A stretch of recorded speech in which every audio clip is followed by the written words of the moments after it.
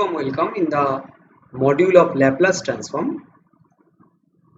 We have already discussed the Laplace transform and its applications along with its properties.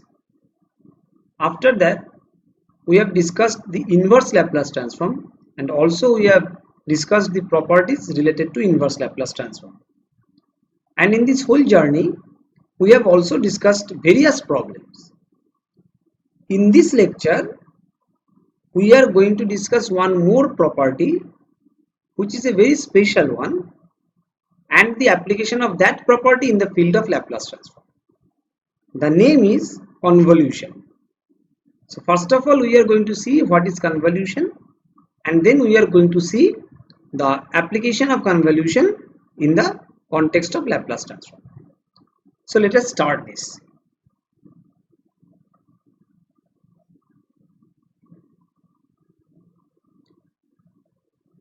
First of all,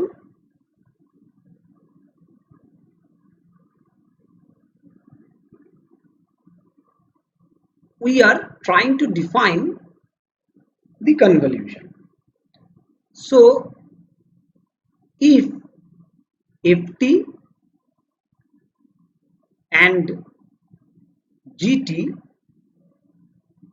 are two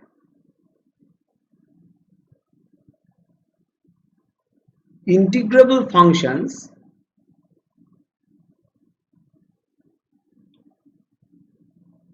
then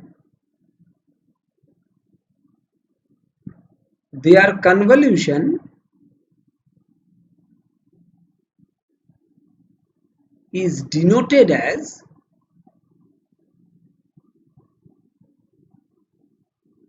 f star g and it will be defined by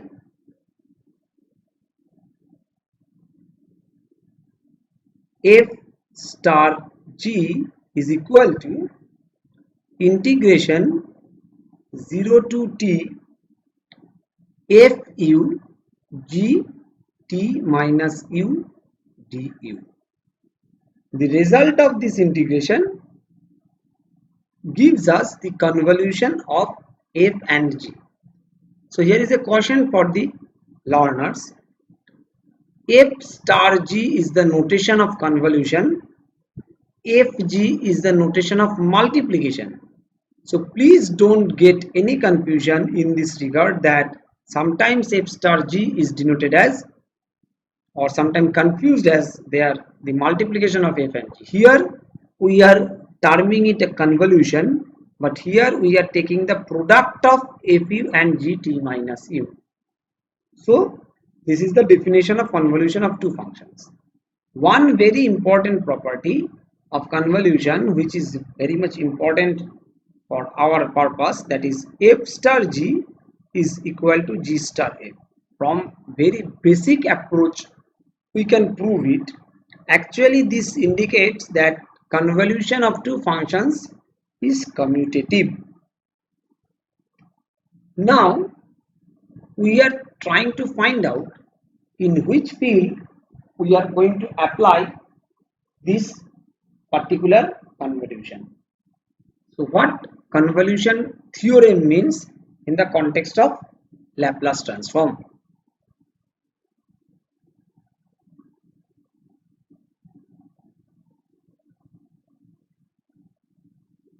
So in the context of convolution theorem, we are getting the statement as if Laplace inverse of fs, f bar s is equal to ft and Laplace inverse of g bar s is equal to gt. Sometimes you can treat it as Laplace transform of ft is f bar s and Laplace transform of gt is g bar s.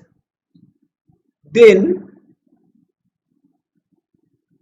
Laplace inverse of f bar s into g bar s, I am emphasizing on the term into, that is multiplication, is equal to integration 0 to t f u g t minus u du, that is convolution of f and g.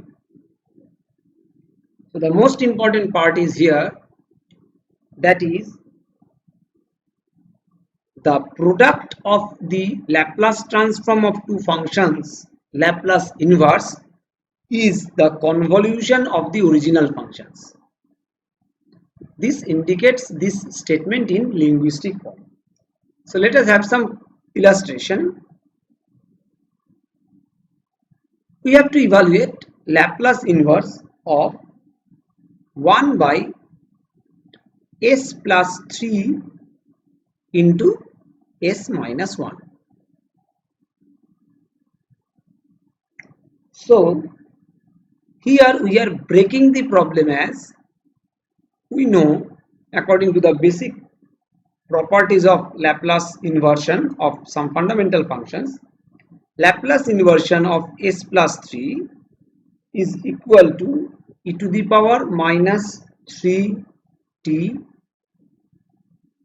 and we also know that Laplace inverse of 1 by s minus 1 is equal to e to the power t. So what we are doing, we are taking 1 by s plus 3 as f bar s and 1 by s minus 1 as g bar s. So we are getting this one is ft and this one is gt. So what is asked? It is asked that Laplace inverse of 1 by s plus 3 into 1 by s minus 1, and according to the convolution theorem we can write it as 0 to t e to the power minus 3u into e to the power t minus u du. So from where we are getting this? We are getting this result applying convolution theorem. After that, the thing left is to complete this integration. So we can write it as e to the power t integration 0 to t e to the power minus 4u du, and in the next line we can write it as e to the power t, then e to the power minus 4u by minus 4, simple integration. And as it is definite integration, we don't have to think for anything related to improper integration, though we are solving the problem of Laplace transform. This is the beauty of the properties. Then we can write it as e to the power t by 4 into 1 minus, that is actually minus 4, but when we are substituting minus over here, 0 over here, then we are getting 1 minus e to the power minus 4t. So this is our answer of this problem of Laplace inverse applying convolution theorem. Now we will move for some more problems related to this convolution theorem. So first one we are targeting is that a basic problem. Suppose we have to find out the Laplace transform and Laplace inverse transform of 1 by s square plus 1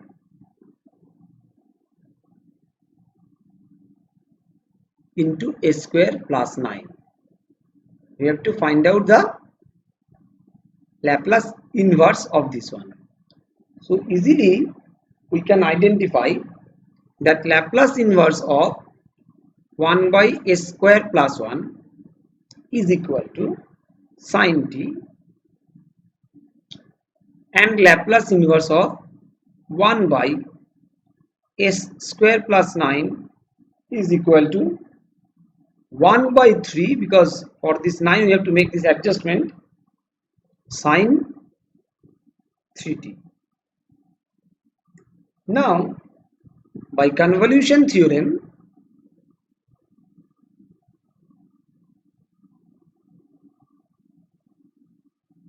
what we can write is that Laplace inverse of 1 by s square plus 1 into s square plus 9 is equal to 0 to t sine u into sine 3 into t minus u by 3 because of this 1 by 3 du,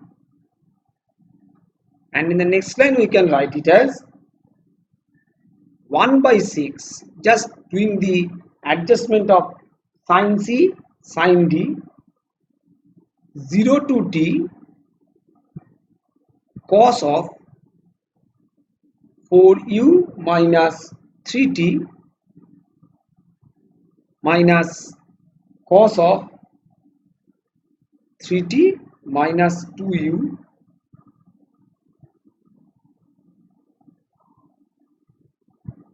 du.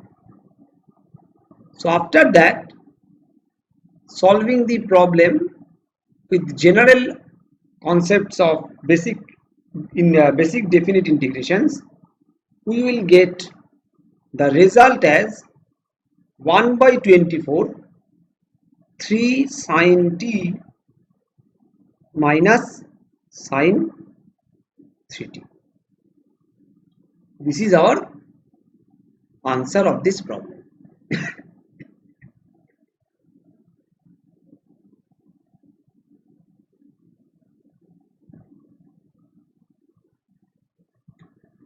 So in this similar manner,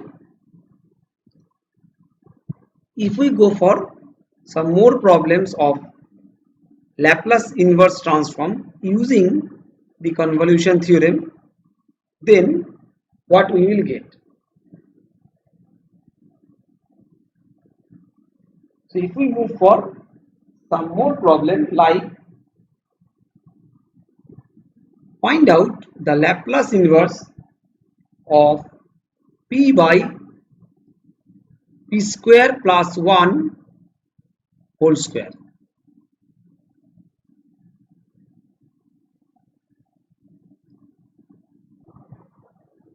So in this problem, Laplace inverse of p by p square plus 1 whole square, we are going to start the problem in this approach of following.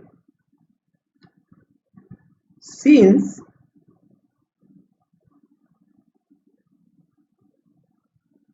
Laplace transform, or rather we can write it in the reverse direction, Laplace inverse of p by p square plus 1 is equal to cos t, and Laplace inverse of 1 by p square plus 1 is equal to sine t. By convolution theorem,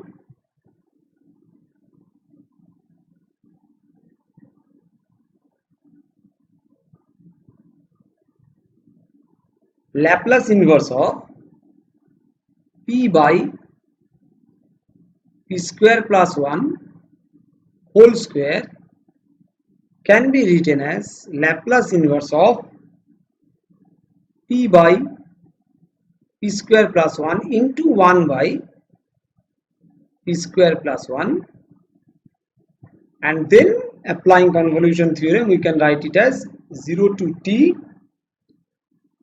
cos u sine t minus u du.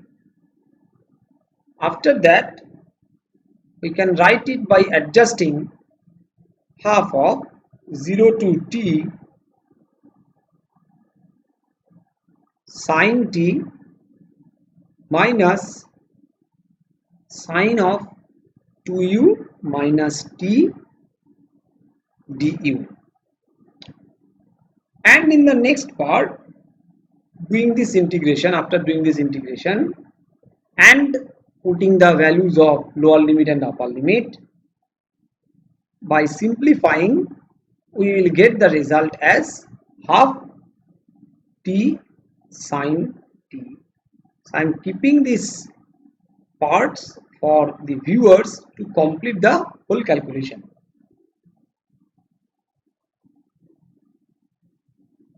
So these are the variations of the applications of convolution theorem in the field of Laplace inverse, calculation of Laplace inverse. So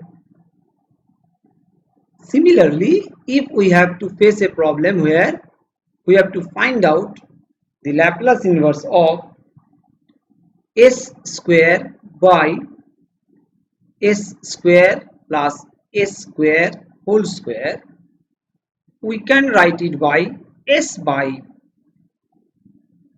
s square plus s square and 1 by s square plus s square, and from this we can write it as cos au, we will get it, and here we will get it is s square, so we have to write it as, it will be also cos au.